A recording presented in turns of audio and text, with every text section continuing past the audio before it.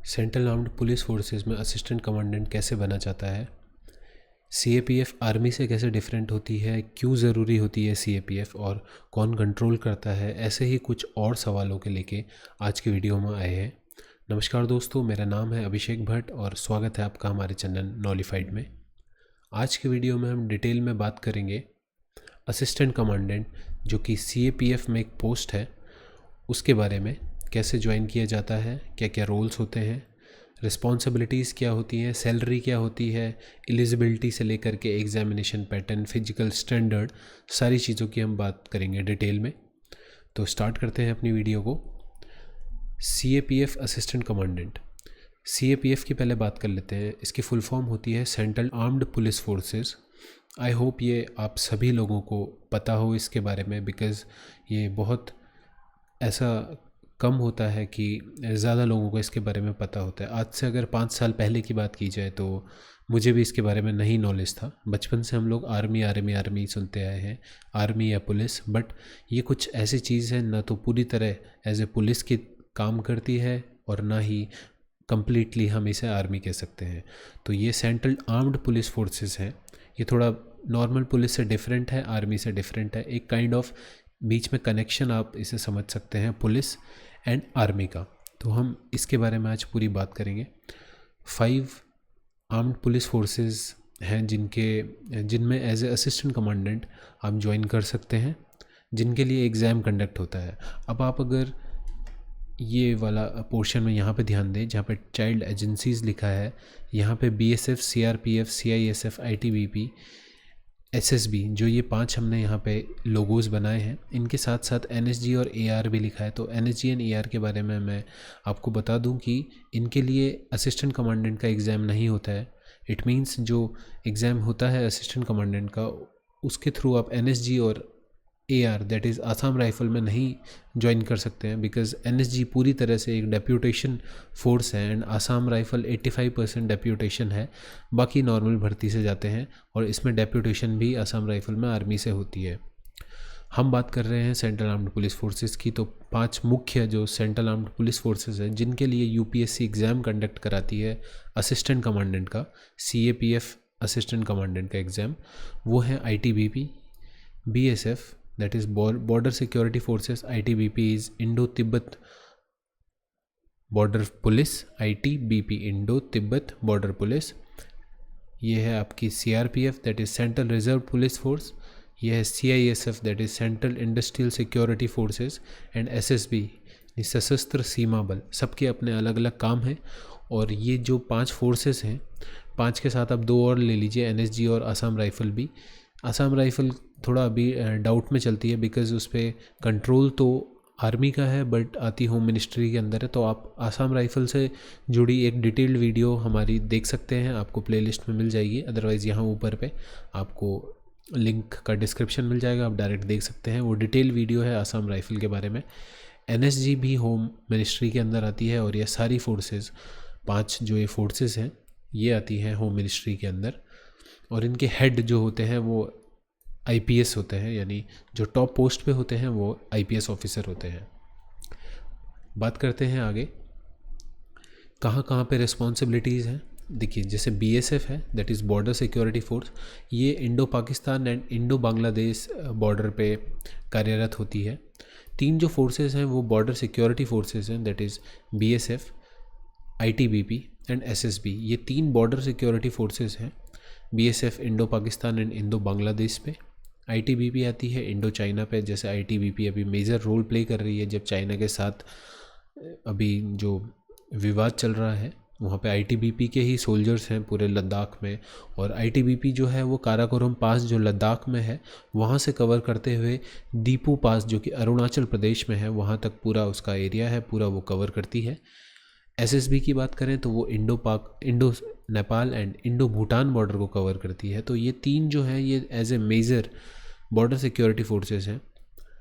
CRPF एक ऐसी force है जो बहुत ही बड़ी, इन सब में से सबसे ज़्यादा स्ट्रेंथ सीआरपीएफ की है और वो ऑलमोस्ट सारी रिस्पॉन्सिबिलिटीज़ निभाती है। साथ ही साथ इसका जो मेजर काम है ये है राइट्स को कंट्रोल करना और नक्सलाइट से लड़ना, यानी झारखंड, छत्तीसगढ़, अरुणाचल, मेघालय, जहाँ भी नक्सलवाद ज़्यादा पनपता है वहाँ सबसे पहले सीआरपीएफ को भेजा जाता है। सीआरपीएफ की मैं आपको एक छोटी सी बात और बताऊं, सीआरपीएफ की दो स्पेशल जो फोर्सेस हैं, एक RAF that is rapid action force जो कि दंगों से लड़ने के लिए बहुत ही सक्षम है, और कोबरा। कोबरा के बारे में आपको मैं डिटेल में बताऊंगा। कोबरा बस आप नाम से ही ध्यान दीजिए कि जो कोबरा है ये फोर्स वर्ल्ड में जंगल वॉरफेयर्स के लिए टॉप मोस्ट है, यानी इनकी जो एक्सपर्टीज़ है वो जंगल वॉरफेयर में सबसे बेहतरीन है। और ये फोर्स अपने आप में एक वर्ल्ड में जानी जाती है। तो आप इस चीज़ को देखिए कि ये जंगल वॉरफेयर की मास्टर है, गुरिल्ला वॉरफेयर हम जिसे कहते हैं उसकी मास्टर फोर्स है।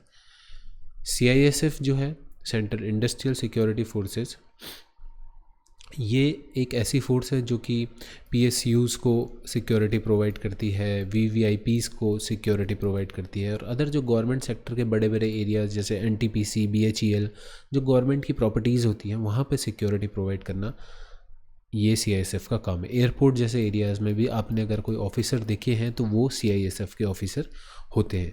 तो ये 5 फोर्सेस हैं जिनके लिए एज ए असिस्टेंट कमांडेंट आप ज्वाइन कर सकते हैं। असिस्टेंट कमांडेंट के बनने के बाद आप पे 3 स्टार लगेंगे, ऐसा कुछ आपके कंधों पे चमकेगा, और यकीन मानिए मेरा, आपको लगेगा कि आज आसमान के सितारे आपके कंधे पे आ गए हैं जब ये 3 स्टार लगेंगे। और ध्यान दीजिए ये एक ए क्लास गेजेटेड पोस्ट है, यानी ग्रेड ए इसे कहेंगे।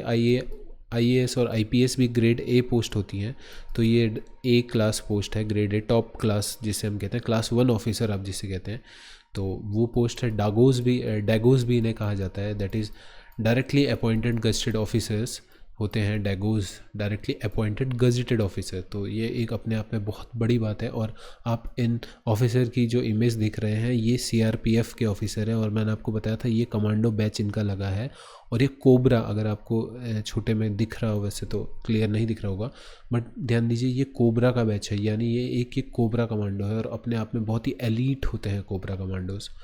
तो अब हम बात करते हैं आगे रोल और मिनिस्ट्री की, कि मिनिस्ट्री मैंने आपको बताया होम मिनिस्ट्री से कंट्रोल करती है सीएपीएफ्स को, पूरी सारी सीएपीएफ्स होम मिनिस्ट्री के अंदर आती है। काम जो है वो बॉर्डर गार्डिंग का बीएसएफ, आईटीबीपी और एसएसबी करती है। यहाँ पे एक पॉइंटर आता है, वो कैसे आता था पता नहीं, हाँ हम इसको ही देख लेते हैं। ये थोड़ा मुझे एक हाइलाइटर यूज़ होता है इसमें, रेड कलर का कुछ marking, but I don't know वो कैसे यूज़ होता है। चलिए कोई नहीं, हम इसको थोड़ा कलर चेंज कर देते हैं, बिकॉज ये रेड ज़्यादा हो गया, इसको ब्लू कर देते हैं। ब्लू ठीक रहेगा? हाँ ब्लू नहीं, एक काम करते हैं हाइलाइटर यूज़ कर लेते हैं। एक मिनट, ये रहा हाइलाइटर। हाँ तो ठीक है, बीएसएफ, आईटीबीपी, एसएसबी ये तीनों बॉर्डर गार्डिंग फोर्सेस हैं। सीआईएसएफ सिक्योरिटी सेंसिटिव एरियाज़ में सिक्योरिटी प्रोवाइड करती है। पुलिस को असिस्ट करना, काउंटर टेररिस्ट ऑपरेशन करना, नक्सलवाद से लड़ना सीआरपीएफ का काम है। बट ऐसा नहीं है कि ये फोर्सेस और काम नहीं करती। कई बार आईटीबीपी भी सीआरपीएफ के साथ छत्तीसगढ़ जैसे इलाकों में नक्सलवाद को लड़ते हुए देखी गई है, और बहुत ही बखूबी ये लोग काम अपनाते हैं। बीएसएफ की बात करें तो आर्मी के साथ बिल्कुल बढ़ चढ़ के भाग लेती है, और कई बार मेजर ऑपरेशंस में बीएसएफ हमेशा आगे रहती है। बॉर्डर सिक्योरिटी फोर्स है। अगर आपको याद हो बॉर्डर मूवी की, मैं आपको बॉर्डर मूवी की याद दिलाऊं तो बॉर्डर मूवी में जो हमारे एक्टर सनी, क्या नाम है उनका मुझे याद नहीं आ रहा है, तो सनी देओल हैं जो कि आर्मी से हैं, और सुनील शेट्टी बीएसएफ के ऑफिसर हैं। तो ध्यान दीजिए, उनकी ड्रेस भी देखा होगा आपने, ध्यान दी होगी, थोड़ा अलग सी थी। तो वो बीएसएफ के ऑफिसर का रोल प्ले कर रहे थे, और आपने देखा भी होगा मूवी में कि दोनों बीएसएफ एंड आर्मी ने दोनों मिल के सेना ने लड़ा था। तो सेम वही काम ऐसा बीएसएफ करती है। आईटीबीपी भी, जैसे अभी चाइना की बात हो रही है, तो अगर कुछ सिचुएशन वहाँ पे ख़राब होती है ज़्यादा, जो कि ना हो होपफुली, बट अगर ख़राब होती है तो वहाँ पे आईटीबीपी भी आगे बढ़ चढ़ के भाग लेगी, और आईटीबीपी भी आर्मी के साथ फाइट करने के लिए बिल्कुल कैपेबल होती हैं। तो ये चीज़ आप ध्यान दीजिए कि ये जो फोर्सेस हैं ये एक फुली ट्रेंड होती है एज आर्मी, बट इनका काम पूरी तरह आर्मी का नहीं होता है। ये इंटरनल सिक्योरिटी के लिए मेजर यूज़ होती हैं, बट अगर इनका ज़रूरत पड़ती है तो ये एक्सटर्नल सिक्योरिटी में भी पूरा बढ़ चढ़ के काम लेती हैं और बखूबी अपना रोल निभाती हैं। तो बाकी जो प्राइमरी रोल है CAPFs का, वो पुलिस का असिस्ट करना है, लॉ एंड ऑर्डर को मेंटेन करना है और आर्मी को काउंटर टेररिस्ट ऑपरेशंस में हेल्प करना है। तो ये काम होते हैं। साथ ही साथ जो CAPF के ऑफिसर्स होते हैं, यानी आप अगर आप असिस्टेंट कमांडेंट बन जाते हैं, बस इमेजिन कीजिए कि आप इस पेपर में सेलेक्ट हो गए और आप असिस्टेंट कमांडेंट बन चुके हैं, तो आप रॉ को भी ज्वाइन कर सकते हैं, SPG को भी ज्वाइन कर सकते हैं, NSG, NIA, IB, intelligence bureau, CBI, NDRF, इनको भी, नारकोटिक्स ब्यूरो जैसे डिपार्टमेंट्स को आप डेप्यूटेशन में ज्वाइन कर सकते हैं। और अगर वहाँ पे ज़रूरत है तो आप वहाँ पे अटैच भी हो जाते हैं। ऐसा नहीं है कि वहाँ पे लोग नहीं जाते हैं, वहाँ पे भी जा सकते हैं। तो आप एज ए असिस्टेंट कमांडेंट आप रॉ में भी सर्व कर सकते हैं, आप इंटेलिजेंस ब्यूरो में भी सर्व कर सकते हैं। तो ये एक बहुत अच्छी अपॉर्चुनिटी है अगर आपके पास एज है, जिसके बारे में अभी हम बात करेंगे। लास्ट में सैलरी के बारे में भी बात करेंगे। तो अगर आपके पास एज है, टाइम है, तो आप इस एग्ज़ाम के लिए ज़रूर प्रिपेयर करें। किसी वजह से कई लोगों का क्या होता है, आर्मी का बहुत पैशन होता है बट आर्मी की एज निकल जाती है, अटैम्प्ट छूट जाते हैं। तो एक ये बहुत अच्छा ऑप्शन है असिस्टेंट कमांडेंट, जो कि आपको एक ऐसी लाइफ देगा जो कि आर्मी के इक्विवेलेंट होगी और ऑल ओवर इंडिया आपको जॉब करनी होगी। तो ये भी एक बहुत एक्साइटिंग है। आप हमारी जो हमने छोटी छोटी वीडियोस बनाई हैं, ITBP पे अलग बनाई है, आसाम राइफ़ल पे अलग बनाई है, BSF पे अलग बनाई है, आप उनको देख सकते हैं। वो डिटेल वीडियोस हैं एक एक फोर्स की। अब बात करते हैं रैंक एंड स्ट्रक्चर की। तो जो रैंक है वो यहाँ से स्टार्ट होती है। असिस्टेंट कमांडेंट 3 स्टार रैंक आपको मिलेगी सबसे पहले जब आप अपना ट्रेनिंग कंप्लीट करके, 1 ईयर की ट्रेनिंग होती है, आप उसको कंप्लीट करके जब बाहर निकलेंगे तो आपके कंधे पे 3 चमचमाते हुए सितारे आपको दिखेंगे और यकीन मानिए आपके पेरेंट्स इतना खुश होंगे। और साथ ही साथ आप जब एक अच्छी सैलरी के साथ एक अच्छी जॉब, और ऐसी जॉब मतलब ये एक ड्रीम जॉब होती है बहुत लोगों के लिए, बिकॉज़ एग्ज़ाम उतना भी इजी नहीं होता है जितना कहा जाता है। तो ये भी कोई हल्का फुल्का एग्ज़ाम नहीं है, आप इसको हल्के में मत लीजिएगा कि ये कुछ ऐसे ही जॉब है। तो जब आप एज ए असिस्टेंट कमांडेंट बन जाते हैं तो 150 से 170 लोगों को आपको संभालना होता है। तो ये बहुत बड़ी रिस्पॉन्सिबिलिटी है। आप 170-150 लोगों का आप एक हेड हैं, तो बहुत बड़ी बात है। तो यहाँ से ये गेस्टेड ऑफिसर स्टार्ट होते हैं, assistant commandant, inspector, sub inspector, ASI, ये सारे के सारे जो हैं ये SSC CPO का जो एग्ज़ाम होता है उसके थ्रू भर्ती होते हैं।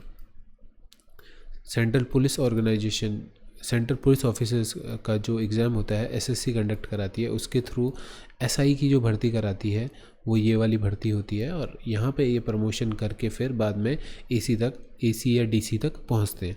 बट एज ए AC जब आप जाएंगे तो उसके बाद आपका promotion deputy commandant and then second in command 2IC, फिर commandant, deputy general. Deputy general से क्या होता है, यहाँ तक तो देखिए बहुत अच्छा प्रमोशन चलता है क्योंकि यहाँ तक सब अपने ही डिपार्टमेंट के जाते हैं। बट यहाँ से फिर क्या होता है, यहाँ पे 25% जो सीट होती है वो रिज़र्व हो जाती है किसके लिए, IPS ऑफिसर्स के लिए। IG की पोस्ट तक जाते जाते ये 50% हो जाती है। 50% यहाँ पे डिपार्टमेंट का बंदा आएगा और 50% पोस्ट यहाँ पे IPS आएगा। और DG की जो पोस्ट है, एडिशनल DG, यहाँ पे ये 100% तक है कि यहाँ पे 100% IPS के लिए ही है। तो अभी इस पे बात चल रही है, होपफुली फ्यूचर में IPS का इसमें से दबदबा हटेगा और कमांडेंट तक तो इजीली लोग पहुँच जाते हैं, बट उसके बाद आगे प्रमोशन ही नहीं होता है, फिर आगे नहीं चल पाते। तो इस पर बहुत लंबा विवाद है, इस पर बात नहीं करते। तो ध्यान दीजिएगा आप, ये रैंक स्ट्रक्चर है। और अगर हम इसी रैंक स्ट्रक्चर को कंपेयर करें आर्मी के साथ या पुलिस के साथ, तो जो एक असिस्टेंट कमांडेंट की रैंक होती है वो ACP या कहीं कहीं पे इसको DSP भी कहा जाता है, यानी डेप्यूटी सुपरिटेंडेंट ऑफ पुलिस के इक्विवेलेंट है। यानी सब ल्यूटेनेंट जो होता है उसके बराबर है। आर्मी में जो ल्यूटेनेंट होता है उनके इक्वलेंट ये रैंक है। तो ये आप ध्यान दीजिएगा। और सेम रैंक जैसे CAPF में रैंक है वैसे ही कोस्ट गार्ड में भी रैंक होती है, वही रैंक चलती है, नेम वही होता है रैंक का। तो जब आप असिस्टेंट कमांडेंट जा रहे हैं तो आप देख लीजिए आप डायरेक्ट एज ए ल्यूटेनेंट जा रहे हैं। अदरवाइज़ जो आर्मी के थ्रू जाता है वो पहले सब ल्यूटेनेंट जाता है। ठीक है। तो असिस्टेंट कमांडेंट के थ्रू डायरेक्ट लेफ्टिनेंट जाते हैं, फिर डेप्यूटी कमांडेंट मेजर के इक्विवेलेंट होता है, सेकंड इन कमांड इक्विवेलेंट होता है लेफ्टिनेंट कर्नल के, एंड कमांडेंट इक्विवेलेंट होता है कर्नल के। तो बहुत बड़ी पोस्ट होती है। एसएसपी के इक्विवेलेंट है पुलिस का, एसएसपी बराबर है कमांडेंट, बहुत बड़ी पोस्ट है कमांडेंट। तो आप मतलब आप अगर कोई वीडियो देखें तो कमांडेंट का तो रुतबा ही अलग होता है, स्टार लगते हैं फिर तो गाड़ी में आगे से, फिर तो भाई अलग ही बात है। बट यहाँ पे ही असिस्टेंट कमांडेंट, ये ही बहुत बड़ी बात है। मतलब आप इमेजिन, एक बार आप इनकी वीडियोस ज़रूर देखिए यूट्यूब में, आपको दिखे कहीं। तो मैं बस इस पोस्ट के बारे में ज़्यादा कुछ नहीं बोलूँगा, आप एक बार देखिए ज़रूर। आगे बात करते हैं एग्ज़ामिनेशन की। कैसा एग्ज़ाम होता है, देखिए एजुकेशन क्वालिफ़िकेशन तो वही सिंपल एक बैचलर डिग्री होनी चाहिए। साथ ही साथ अगर आप फाइनल ईयर में हैं तो भी आप अप्लाई कर सकते हैं, बस जिस समय एप्लीकेशन भरा जाए उस समय फाइनल ईयर की मार्कशीट देनी होती है क्वालिफाई करने के बाद। एज लिमिट जो इसकी है वो 20 से 25 साल है, यानी 25 से कम होनी चाहिए, 25 कंप्लीट नहीं होना चाहिए। और एज जो है वो अगस्त 1 तारीख से देखी जाती है। बट एज रिलैक्सेशन मिलता है, SC ST को तो 5 ईयर मिलता है, OBC को 3 ईयर मिलता है। बट एक इसमें एज रिलैक्सेशन जो अच्छा है वो जो सेंट्रल गवर्नमेंट के कर्मचारी होते हैं, मींस जो जिनकी पे सेंट्रल गवर्नमेंट देती है, यानी अगर आप SSC के थ्रू कहीं पे लगे हैं या फिर आप और किसी डिपार्टमेंट में हैं जो कि सेंट्रल गवर्नमेंट के अंदर आता है, तो आपको 5 से 3 साल का, ये अलग अलग टाइम पे अलग अलग है, 5 से 3 साल का आप एज रिलैक्सेशन के लिए एलिजिबल हो जाते हैं। तो ये कुछ एज रिलैक्सेशन की बात हुई। एग्ज़ामिनेशन प्रोसेस जो है, देखिए 2 पेपर होते हैं इसमें सेम डे, ये एक ही दिन में 2 पेपर होंगे, 1 डे एग्ज़ाम होगा। पहला पेपर तो आएगा जनरल एंड मेंटल एबिलिटी का, जिसमें जनरल साइंस पूरी आपकी history, polity, geography, GS, science सब कुछ आएगा, ये सारी चीज़ें इंक्लूड होंगी। 2 घंटे का पेपर होगा, 250 मार्क्स का होगा, ऑफलाइन मोड में होगा, ऑनलाइन नहीं होगा, अभी तक तो नहीं हुआ है, फ़िलहाल 220 की हम बात कर रहे हैं, ऑफलाइन ही हुआ है। सेकंड पेपर GS का होगा, ऐसे लिखना होगा, कॉम्प्रहेंशन होगा, और इसमें ये 200 मार्क्स का होगा। 3 घंटे का पेपर होता है, लिखने के लिए आता है, ऐसे लिखना होता है, प्रेसिज राइटिंग होती है, फिर थोड़ा बहुत ग्रामर आता है, ग्रामर तो बहुत इजी आता है, ग्रामर आता है। बाकी जो भी मेन है 2-3 ऐसे लिखने होते हैं, वर्ड लिमिट का ध्यान रखना है। तो ये पेपर इजी होता है इसके मुकाबले, ऐसा मैं कह रहा हूँ और सच में होता है, आप इसे मुश्किल मत समझिए ज़्यादा। बाकी आपके कोई डाउट हो तो आप कमेंट सेक्शन में पूछ सकते हैं। उसके बाद जब आप ये एग्ज़ाम क्वालिफाई कर जाते हैं तो उसके बाद आपका फिजिकल टेस्ट के लिए आपको बुलाया जाता है, जिसमें मेल्स के लिए 100 मीटर 16 सेकंड में, 800 मीटर 3 मिनट 45 सेकंड में, और लॉन्ग जंप 3.5 मीटर जिसमें कि 3 चांस मिलते हैं, और शॉर्ट पुट 4.5 मीटर की करनी होती है। फीमेल के लिए वही 18 सेकंड, 4 मिनट 45 सेकंड में 800 मीटर, 3 मीटर की लॉन्ग जंप करनी होती है, और शॉर्ट पुट नहीं होता है। प्रेगनेंसी अगर कोई है, प्रेग्नेंट है उस टाइम पे फीमेल, तो वो डिस्क्वालीफाई हो जाती है। तो इसमें भी जो फिजिकल टेस्ट है उसमें भी जो एक है, 100 मीटर तो इजीली हो जाता है, थोड़ा प्रैक्टिस की ज़रूरत है। 800 मीटर भी इजीली हो जाता है, ऐसा कुछ ज़्यादा टफ नहीं है 3 मिनट 45 सेकंड में। बट ये है कि आप कम से कम एग्ज़ाम के 2 महीना पहले तो प्रिपेयर करें। और जैसे अभी इस साल का जो एग्ज़ाम है वो दिसंबर में होगा, एंड दिसंबर के बाद मार्च तक में इसका रिज़ल्ट आ जाएगा, और मार्च के बाद फेब में रिज़ल्ट आ जाएगा। वैसे फेब से पहले भी आ सकता है, बट टेंटेटिव फेब है, फेब में आ जाएगा रिज़ल्ट। एंड फेब के बाद मार्च से फिजिकल टेस्ट स्टार्ट हो जाएंगे, तो आप 2-3 महीने की प्रैक्टिस से भी ये चीज़ कर सकते हैं। ध्यान दीजिएगा, जैसे नॉकनी नहीं होनी चाहिए, माइनर है तो हो सकता है, बट मेजर नहीं होनी चाहिए, मेजर आई साइड वीक नहीं होनी चाहिए, बाकी तो सब ठीक है। एक चीज़ और, अगर आप असिस्टेंट कमांडेंट बन गए, यानी आपने एग्ज़ाम दे दिया, आप क्लियर कर दिया, उसके बाद आपने फिजिकल टेस्ट भी क्वालिफाई कर दिया, आपने उसके बाद इंटरव्यू जो कि 3rd स्टेज है वो भी क्वालिफाई कर दिया, और आपको मान लीजिए ITBP अलॉट हो गई और आप गए नहीं, तो उसके बाद आप अगली बार भरने के लिए एलिजिबल नहीं रह जाते हैं। तो ये चीज़ ध्यान दीजिएगा, यानी एक बार अगर आप सेलेक्ट हो गए तो आप दोबारा, और आपने ज्वाइन नहीं किया तो आप दोबारा नहीं भर सकते हैं। तो ये एक इसमें याद रखने वाली बात है। फिजिकल स्टैंडर्ड्स हैं, कुछ बेसिक हैं। हाइट 165 सेंटीमीटर होनी चाहिए मैन की, वुमेन वही 157, चेस्ट 81 सेंटीमीटर और वेट 50 kg। तो ये थोड़ा उसके हिसाब से अलग है। इसका जो चार्ट है वो डिटेल नोटिफिकेशन में आता है कि किसकी कितनी हाइट के अनुसार कितना वेट होना चाहिए, तो ये चीज़ देख लीजिए। ये 165 के हिसाब से जो हाइट है इतनी होनी ही होनी चाहिए कम से कम। नेक्स्ट, हाँ, अब जो सबसे इम्पोर्टेंट चीज़ है सैलरी। सैलरी का हमने लास्ट में रखा क्योंकि सैलरी भी एक इम्पॉर्टेंट चीज़ है। अब यहाँ पे देखिए, मैं आपको ये सबसे पहली वाली इमेज पे इस पे ध्यान दीजिए। ये रहा असिस्टेंट कमांडेंट, और ये जो इसका पे स्केल होता है वो 56,100 से 1,77,500 तक होता है। इट मीन्स इसके बीच में ही कुछ सैलरी लाई करेगी। पे बैंड 3 लेवल 10। ये किसकी सैलरी स्लिप है? ये है CISF की।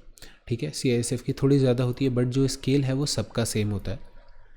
सैलरी CISF की थोड़ा ज़्यादा होती है, CRPF की थोड़ा ज़्यादा होती है। क्यों? क्योंकि CRPF जैसे एरियाज़ में अगर आपकी पोस्टिंग है उस हिसाब से सैलरी थोड़ा चेंज होती है, बाकी सैलरी ऑलमोस्ट सबकी सेम होती है।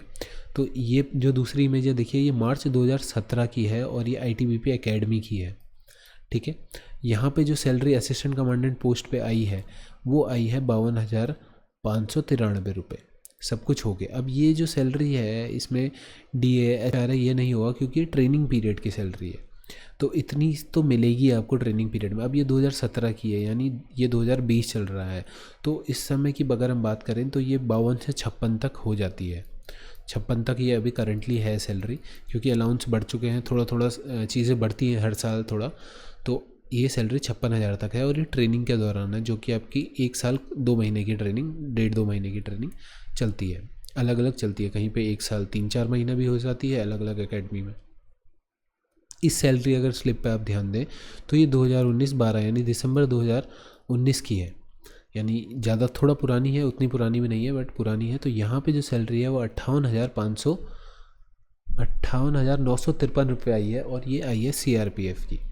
तो आप इस सैलरी को देख के अंदाज़ा लगा सकते हैं जो आपकी सैलरी है वो स्टार्टिंग में सब कुछ कट कुटा के, देखिए ज़्यादा तो सैलरी जो ग्रॉस पे है वो तो 65,000 के आसपास आती है, बट थोड़ा जो आपका कट कुटा के जितना कटता है वो सब कुछ करके 58,000 मोटा मोटा अगर हम इसको माने कि 2 साल पुरानी है, तो 60-61 हज़ार आपके इन हैंड सैलरी बन जाएगी। और ये चेंज होती है आपके HRA, DA, रिस्क अलाउंस, इन सब पे पोस्टिंग के अनुसार। कई बार आपकी पोस्टिंग खतरनाक नक्सलाइट एरिया में हो गई तो वहाँ पे सैलरी इंक्रीज़ हो जाती है, तो ये चीज़ ध्यान रखिए। और सैलरी बहुत ही अच्छी है, हैंडसम सैलरी है, ऐसा कोई नहीं। 60,000 रुपये आपको मंथली मिल रहा है, मैक्सिमम चीज़ें आप सेव कर रहे हो, तो बहुत ही अच्छी सैलरी है सैलरी पॉइंट ऑफ व्यू से अगर हम देखें। और अगर हम वैसे देखें तो जॉब ही इतनी अपने आप में एक इंटरेस्टिंग जॉब है, एक मज़ेदार जॉब है जिसे कहेंगे 3 स्टार जॉब है। और ये कई लोगों का सपना होता है कि कंधे पे स्टार लगे, एक वर्दी हो खूबसूरत सी। और ये देखिए, आप इस वर्दी को देखिए, बस आप समझ जाएंगे फिर मेरी भावनाओं को। बाकी तो आप लोग समझदार हैं ही। तो इस वीडियो में इतना ही था। होपफुली आपको सारी चीज़ें क्लियर हो गई हों, और आपके अगर कोई डाउट है तो आप हमसे ज़रूर पूछिए। कमेंट बॉक्स आप लोगों के लिए हमेशा खुला है। और प्लीज़ हमारे चैनल को सब्सक्राइब ज़रूर कीजिए, क्योंकि आप लोग सब्सक्राइब नहीं कर रहे हैं, देख तो रहे हैं लेकिन सब्सक्राइब नहीं कर रहे हैं। तो थोड़ा एक उस सब्सक्राइब के बटन पर क्लिक कीजिए, थोड़ा लाइक करके बताइए कि क्या अच्छा लगा, और कमेंट में बताइए कि क्या मज़ा आ रहा है वीडियो देखने में, मोटिवेशन मिल रहा है नहीं मिल रहा है। और मोटिवेशन से ज़्यादा इम्पोर्टेंट चीज़ देखिए, मोटिवेट नहीं करता हूँ मैं किसी को ऐसे, मैं बस अपनी जो फीलिंग्स हैं, जो दिल से निकलती है बात, वो आपको बताता हूँ। और बाकी आप ज़्यादा समझदार हैं। तो फिर मिलते हैं आपसे अगली वीडियो में, तब तक के लिए good bye, take care, and subscribe ज़रूर कर दीजिएगा। एंड नमस्कार दोस्तों, आप सुन रहे थे मुझे, अभिषेक भट्ट। जय हिंद, जय भारत।